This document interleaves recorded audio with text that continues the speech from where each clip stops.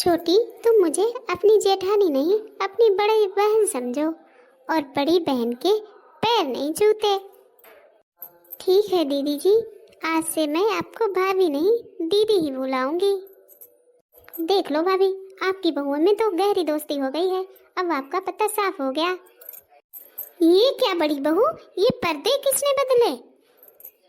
दरअसल मम्मी जी, वो पर्दे जो पड़े हुए थे वो इस कमरे की पेंटिंग से मैच नहीं हो रहे थे, इसीलिए मैं जो पर्दे लाई थी वही मैंने डाल दिए और ये उतार दिए। पर पहले वाले पर्दे मैं अपनी पसंद से लाई थी। मम्मी जी, पहले की बात और थी, अब ये मेरा कमरा है तो इसमें क्या अच्छा लगेगा ये मैं तय करूंगी। इसीलिए मैं जो पर्दे लाई थी वो मैंने लगा दिए। देख रही हो भाभी, आपकी छोटी बहू तो आते ही अपने कमरे पर हक जताने लगी। देख लेना, कुछ दिनों बाद ये आपके बेटे को भी अपने पल्लू से बांध लेगी। दरअसल मम्मी जी, मैं आपसे कहने वाली ही थी कि ये पुराने पर्दे बदला दीजिए, क्योंकि एक दो जगह से चूहों ने भी काट दिए थे। अच्छा ऐसी बात है, फिर ठीक है। थैंक यू दीदी जी, आज तो आपने मुझे बचा लिया, वरना मम्मी जी तो आज मुझे नहीं छोड़ती। भाभी, आपसे एक बात बोलूं, बुरा मत मानना, लेकिन आजकल आपकी दोनों बहुओं में बहुत बन रही है। अगर ऐसा ही चलता रहा तो फिर आगे चल के आपको कोई नहीं पूछेगा। पर दीदी, मैं तो सोचती हूँ कि जिन घरों में बहुओं में आपस में प्यार रहता है वो घर तो स्वर्ग बन जाता है। अरे भाभी, गलती तो यहीं पर हो जाती है। कुछ लोग इस बात को समझते ही नहीं और अपने घर में ही कलह के बीज बोना शुरू हो जाते हैं। मुझे इस बारे में सोचना पड़ेगा। बड़ी बहू जी। मम्मी जी, क्या बात है, कुछ काम है आपको? बड़ी बहू, मैं तुमसे बहुत जरूरी बात करने आई हूँ। हाँ बोलिए ना मम्मी जी, क्या बात है? बड़ी बहू, अब छोटी बहू पर भी थोड़ी जिम्मेदारी का बोझ डालो। अब वो दिन भर तुम्हारे बच्चों के साथ ही लगी रहती है और तुम यहाँ दिन भर रसोई में काम करती रहती हो। ऐसा थोड़ी ना होता है। अब उसके कंधों पर भी थोड़ा बहुत जिम्मेदारियों का बोझ डाल दो। वो क्या है कि मम्मी जी, बच्चों को ना अपनी चाची का पढ़ाया हुआ बहुत जल्दी याद आ जाता है और उन्हें समझ में भी आता है, इसीलिए वो बच्चों के साथ लगी रहती हैं और मैं इधर का काम कर लेती हूँ। और मम्मी, घर के कामों का क्या, वो करे या मैं, काम तो होते ही हैं। वैसे भी वो तो मेरी मदद ही कर रही है। नहीं बड़ी बहू, ऐसे तो वो कोई भी काम सीख ही नहीं पाएगी कभी। इतनी दया भाव दिखाने की जरूरत नहीं है, वरना आगे चल के तुम्हें ही पछताना पड़ेगा। समझ गई तुम? अब उससे भी काम करवाया करो। और बड़ी बहू, मैं इस बारे में कोई बहस नहीं करना चाहती। आज से मैं तुम्हें बोल देती हूँ, शाम का पूरा खाना छोटी बहू बनाएगी और तुम उसकी मदद नहीं करोगी। ठीक है मम्मी जी, अगर आप बोल रही हो तो मैं छोटी को बोल दूंगी, लेकिन वो मुझसे कह रही थी कि उसने अपने मायके में कभी भी कोई काम किया नहीं है, उसे तो किसी चीज का हिसाब ही नहीं पता है, तो वो अकेले नहीं कर पाएगी ये सब। और वैसे भी मम्मी जी, उसके मायके में तो 2 ही 3 लोग थे और यहाँ पर बहुत ज्यादा लोग हैं, तो वो कैसे बना पाएगी इतने सारे लोगों का खाना अकेले। हाँ बड़ी बहू, इसीलिए तो कह रही हूँ, अगर सीखेगी नहीं तो करेगी कैसे? ऐसे तो वो कभी भी नहीं कर पाएगी। अब उसे यहीं रहना है, ना कि अपने मायके में, तो यहाँ के तौर तरीके उसे सीखने ही पड़ेंगे। और वैसे भी बड़ी बहू, तुम्हें भी तो मैंने यहीं पर सब कुछ सिखाया है।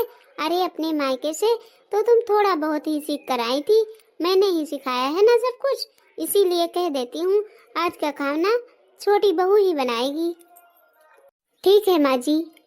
छोटी बहू, ओ छोटी बहू। क्या हुआ माँ जी? मैंने छोटी बहू को बुलाया है, तुम्हें नहीं, तो वो ही आएगी और जाकर उसी को भेजो। ठीक है मम्मी जी, अभी भेजती हूँ। लगता है जरूर कुछ खाने में गड़बड़ है, तभी मम्मी जी इतना गुस्सा हो रही हैं। क्या हुआ मम्मी जी? छोटी बहू, ये क्या बना कर रखा है तुमने? क्या तुम्हें खाना भी बनाना नहीं आता? अरे जैसे सब्जी में नमक है ही नहीं और मिर्ची तो भर भर के डाली हुई है। अब तुम्हें खाना भी बनाना नहीं आता है? और मसाले तो इसमें इतने भर भर के डाले हैं कि सिर्फ मसाले का ही स्वाद आ रहा है, सब्जी का तो कोई स्वाद ही नहीं है। वो मम्मी जी छोटी को कोई अंदाजा नहीं है खाने बनाने का। लाओ मैं ठीक कर देती हूँ। अब कोई जरूरत नहीं है खाना ठीक करने की। ये खाना वापस ले जाओ और ध्यान रहे छोटी बहू, दोबारा ऐसी गलती नहीं होनी चाहिए। ठीक है मम्मी जी। मेरा तो सारा मूड खराब कर दिया। क्या हुआ भाभी, आप इतने गुस्से में क्यों हो? अब आपसे क्या छुपाना नंदरानी। अब आपसे क्या बताऊं मैं दीदी, जो भी इस घर में हो रहा है वो सब कुछ आपके भैया की वजह से हो रहा है। अरे मैंने कहा था कि मुझे अभी अपने बेटे की शादी नहीं करनी है, लेकिन तुम्हारे भैया हैं कि माने ही नहीं। एक तो वो कालू को लूटी आ गई और दूसरी कामचोर है। मैं छोटी बहू को अच्छे से समझ गई हूँ।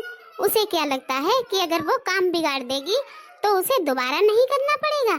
मैं भी छोटी बहू से 2 कदम आगे हूँ, बार बार बनवाऊंगी खाना उससे ही।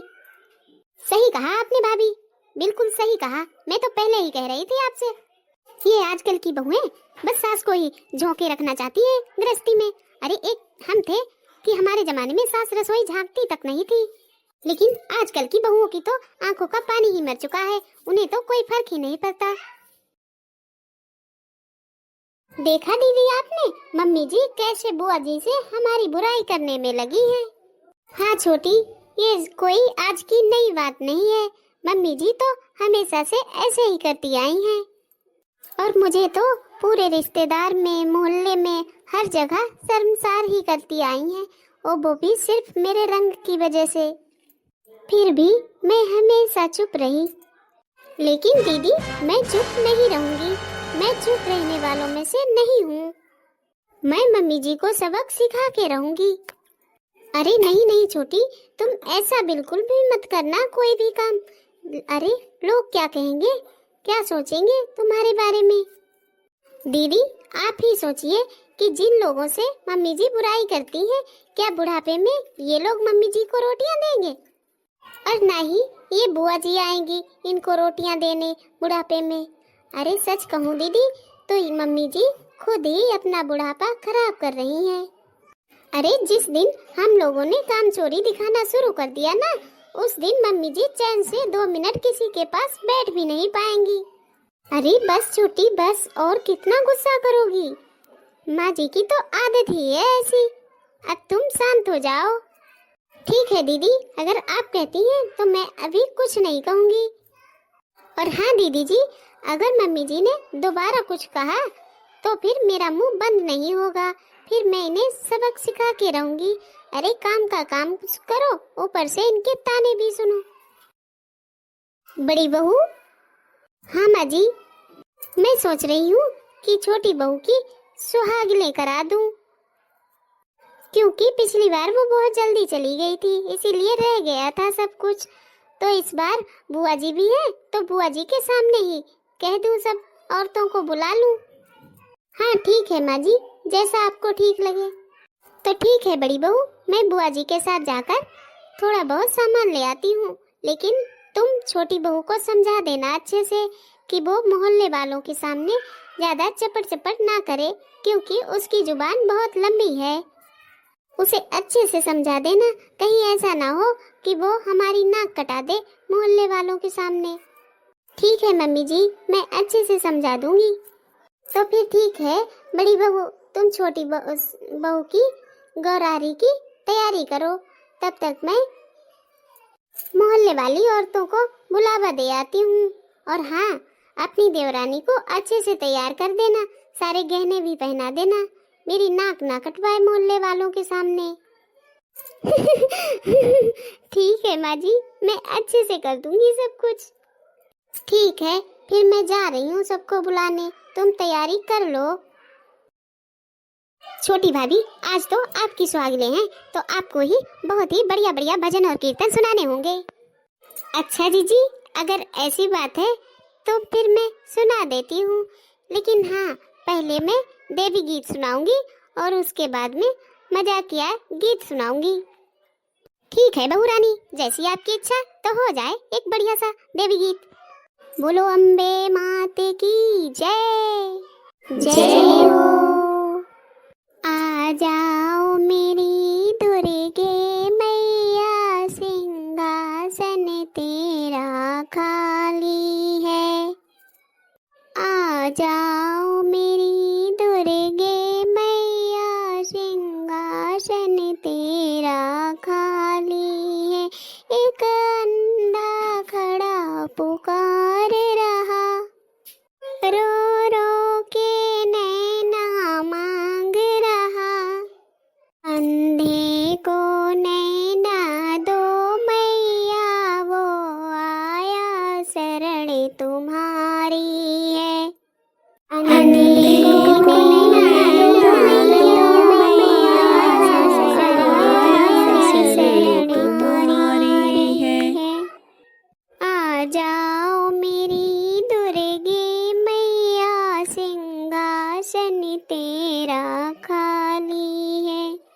एक कोढ़ी खड़ा पुकार रहा, रो रो के काया मांग रहा।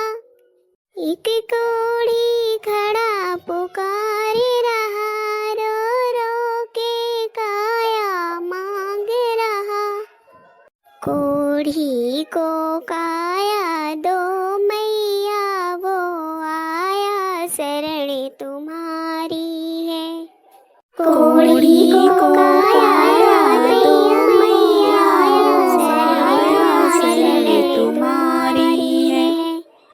आ जाओ मेरी दुर्गे मैया, सिंहासन तेरा खाली है।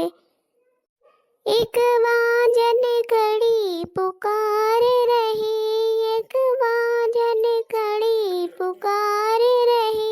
रो रो के लालन मांग रही, रो रो के लालन मांग रही। बांझन को लालन दो मैया, वो आई शरण तुम्हारी है। बांझन को लालन दो मैया, शरण तुम्हारी है। आ जाओ मेरी दुर्गे मैया, सिंहासन तेरा खाली है। एक कन्या खड़ी पुकार रही, एक कन्या खड़ी पुकार रही। रो रो के घर भर मांग रही, रो रो के घर भर मांग रही। कन्या को घर भर दो मैया, वो आई शरण तुम्हारी है। कन्या को घर भर दो मैया, शरण तुम्हारी है। आ जाओ मेरी दुर्गे मैया, सिंहासन तेरा खाली है। आ जाओ मेरी दुर्गे मैया, सिंहासन तेरा खाली है। एक बालक खड़ा पुकार रहा, रो रो के विद्या मांग रहा। एक बालक खड़ा पुकार रहा, रो रो के विद्या मांग रहा। बालक को विद्या दो मैया, वो आया शरण तुम्हारी है। बालक को विद्या दो मैया, वो आया शरण तुम्हारी है। आ जाओ मेरी दुर्गे मैया, सिंहासन तेरा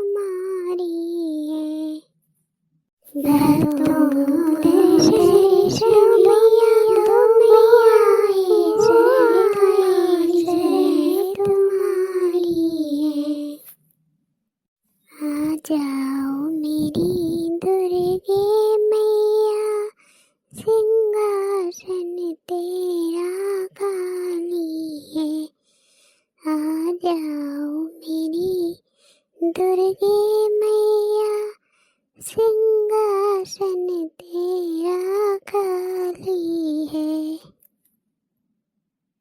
अरे वाह बहू रानी, आपने तो बहुत ही प्यारा भजन सुनाया है। मैं तो खुद को रोक ही नहीं पाई, पूरे भजन में मैं नाचती रही, झूमती रही। हाँ बिट्टू रानी, तुमने बिल्कुल सही कहा। नहीं बहू ने देवी गीत तो बहुत ही बढ़िया गाया है।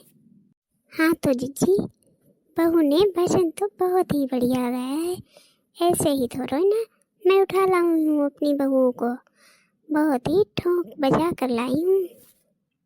हाँ तो जैसा कि हमारी छोटी बहू ने कहा था कि देवी गीत के बाद एक मजाकिया गीत गाएगी, तो उसकी जगह मजाकिया गीत तो मैं ही सुना देती हूँ। मम्मी जी आप? हाँ बड़ी बहू, मैं? क्यों, मैं नहीं गा सकती क्या? तुम्हें क्या लगता है मुझे गाना बजाना आता नहीं है? हाँ तो भाभी आज हो ही जाए। अरे बहू को भी तो पता चले कि आप भी किसी से कम नहीं हो। फैशन में बिगड़ गई मेरी बहू, फैशन में कलयुग में बदल गई मेरी बहू, फैशन में। रोटी ना बनावे वो तो सब्जी ना बनावे, रोटी ना बनावे वो तो सब्जी ना बनावे, रील बनावे मेरी बहू, फैशन में कलयुग में बिगड़ गई मेरी बहू, कलयुग में। दूध ना पिए वो तो चाय ना पिए, दूध ना पिए वो तो चाय ना पिए, कोल्ड ड्रिंक डकार रही मेरी बहू, कलयुग में। फैशन में बिगड़ गई मेरी बहू, फैशन में कलयुग में बिगड़ गई मेरी बहू, कलयुग में।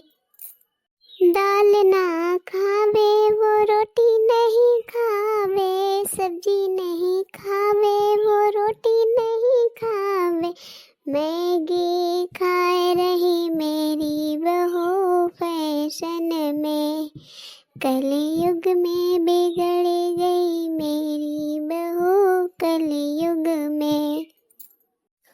OMG मम्मी जी, ये आप क्या कह रही हो? अरे बहुरिया थोड़ा आगे तो सुनो। मंदिर नहीं जाए वो तो सत्संग नहीं जाए, मंदिर नहीं जाए वो तो सत्संग नहीं जाए, डिस्को में ठुमके लगाए रही मेरी बहू, डिस्को में। हाँ डिस्को में ठुमके लगाए रही है, डिस्को में कलयुग में बदल गई मेरी बहू, कलयुग में।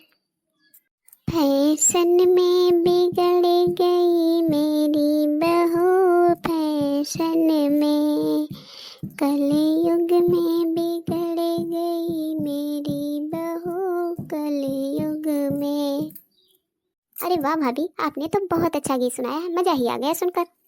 हाँ तो हमारे प्यारे प्यारे यूट्यूब के भैया बहनों, आप लोग हमें कमेंट करके बताइएगा कि हमारा भजन कैसा लगा आपको। और मैंने जो कहा बहू के बारे में, क्या वो सही है? क्या आपकी बहू भी रील बनाती है? तो हमें कमेंट करके जरूर बताइएगा। तब तक के लिए राधे राधे।